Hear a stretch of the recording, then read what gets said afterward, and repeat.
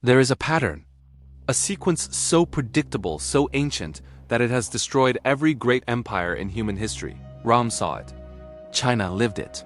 Britain couldn't stop it. And now, the same forces are moving again in the quiet hum of printing presses, in the mounting towers of debt, in the slow erosion of trust that once seemed unbreakable. Every empire believed it was different.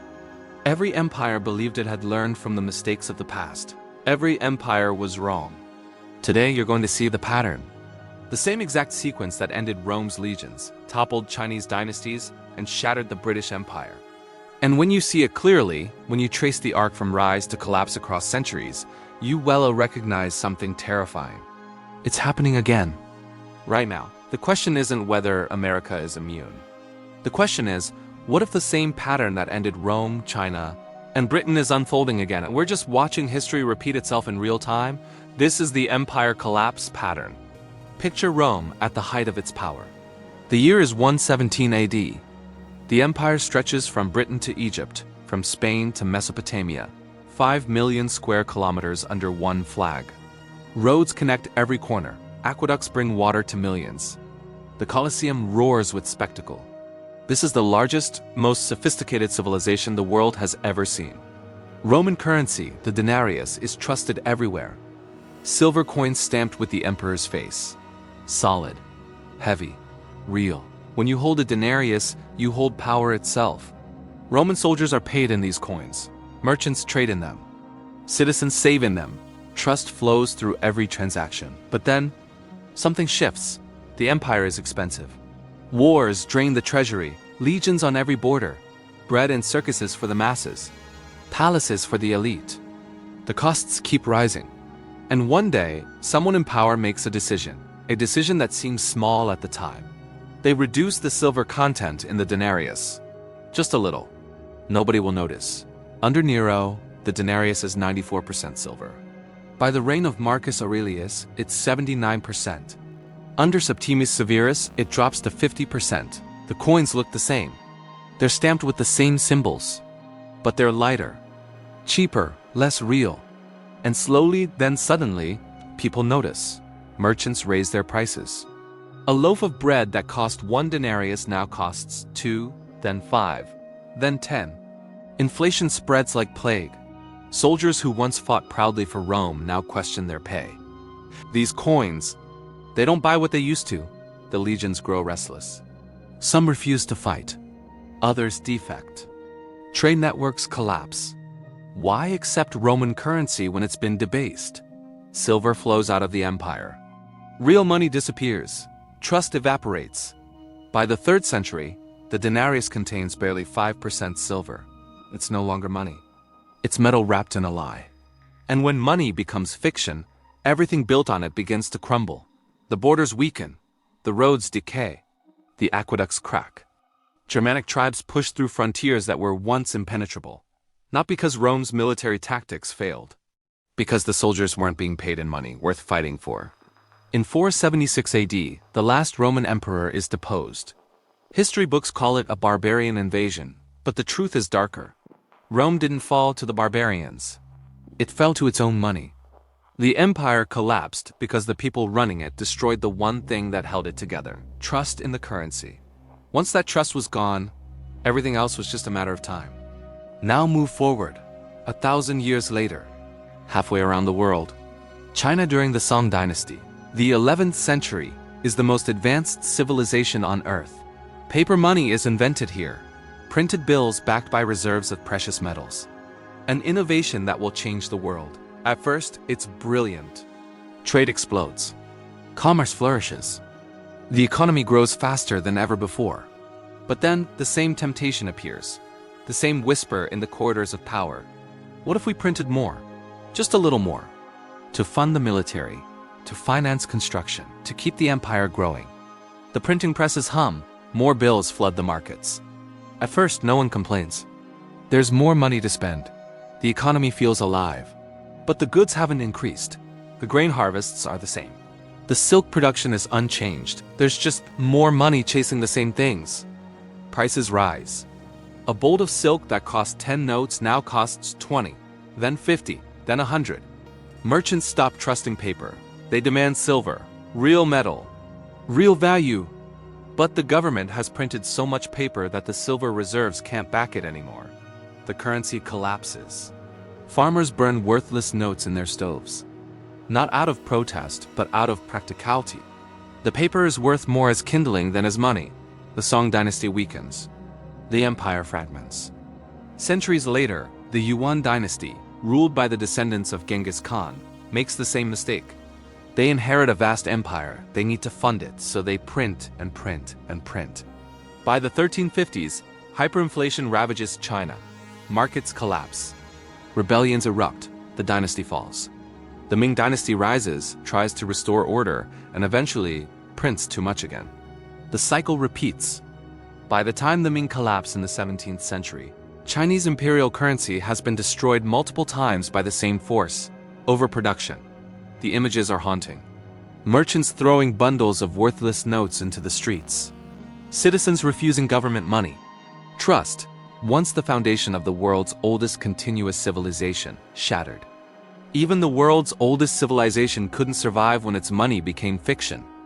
Now fast forward again, the 19th century. The sun never sets on the British Empire. 1/4 of the Earth's land. 400 million people under British rule. The Royal Navy dominates every ocean. London is the financial capital of the world. And at the center of it all, the pound sterling, backed by gold. Trusted globally, the world's reserve currency. When a merchant in Buenos Aires trades with a factory owner in Singapore, they settle in pounds. British currency is the bedrock of international commerce. This is power in its purest form. But then come the wars. World War I, Britain mobilizes millions. The cost is staggering. To pay for it, the government borrows. Massively. Then World War II, even more debt. Even more spending. Britain wins the wars, but the victories are Pyrrhic. The empire is bleeding money, the gold reserves are drained. The pound, once backed by precious metal, is now backed by promises. In 1944, at Bretton Woods, the world creates a new financial order. The US dollar, backed by gold, becomes the new reserve currency. The pound is dethroned. Britain tries to hold on. The empire still spans the globe on paper. But the currency is weakening. In 1949, the pound is devalued by 30% overnight. Citizens wake up to find their savings worth less. International confidence crumbles. One by one, the colonies break away. India, Pakistan, Kenya, Malaysia, Hong Kong. The empire shrinks. By the 1970s, Britain is in crisis. Inflation spirals. Strikes paralyze the nation. The pound continues to fall. The empire that once ruled the world is now borrowing from the International Monetary Fund just to stay afloat. What happened? The military didn't fail. The culture didn't disappear. The people didn't vanish, but the money failed. When the pound lost its backing, it lost its credibility. When it lost its credibility, it lost its power. And when a currency loses its power, the empire built on it collapses. When the pound fell, the empire fell with it. And now we arrive here, the United States of America, the most powerful empire in human history. After World War II, America stands alone as the undisputed superpower. Europe is in ruins. Asia is rebuilding. The US controls half the world's manufacturing, holds most of the world's gold, and projects military power across every continent. At Bretton Woods in 1944, the world agrees. The dollar, backed by gold at $35 per ounce, will be the global reserve currency.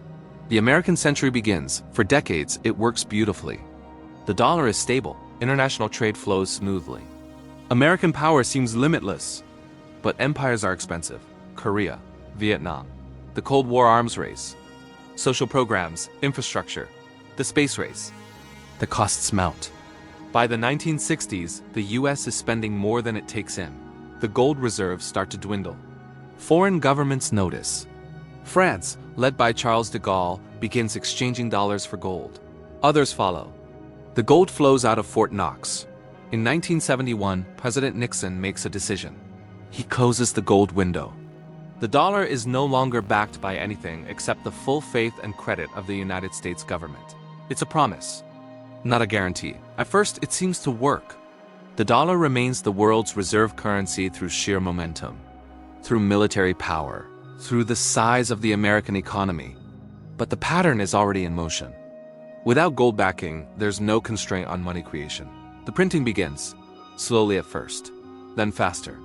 Wars in the Middle East, the financial crisis of 2008, the pandemic spending of 2020. Each crisis brings the same solution: print more. The Federal Reserve's balance sheet explodes from under $1 trillion to over $8 trillion. The national debt crosses $36 trillion, more than the entire US economy produces in a year. And just like Rome, just like China, just like Britain, inflation follows. Prices rise. Housing becomes unaffordable. Groceries cost more, gas costs more, everything costs more. The purchasing power of the dollar erodes. And internationally, something else is happening. Other nations are watching. China and Russia begin trading in their own currencies, bypassing the dollar. Saudi Arabia discusses accepting yuan for oil. The BRICS nations, Brazil, Russia, India, China, South Africa, explore alternatives to dollar dominance. Central banks around the world reduce their dollar reserves. The same pattern that destroyed Rome's denarius collapsed China's paper currency and dethroned the British pound. It's visible again. Currency debasement, inflation, loss of international trust. America tells itself the same story every empire has told. We're different. We're too big to fail. We're too powerful. Our military is unmatched. Our economy is resilient. Rome said the same thing. China said the same thing. Britain said the same thing. Every empire believed it was different. Everyone was wrong. The signs are here. Debt spiraling beyond control. Currency losing purchasing power. International confidence wavering. The printing press is running day and night. The same sequence. The same pattern. Different century. Different flag. Same ending. Let's be clear about what we've seen. The pattern of empire collapse follows 7 stages. 1.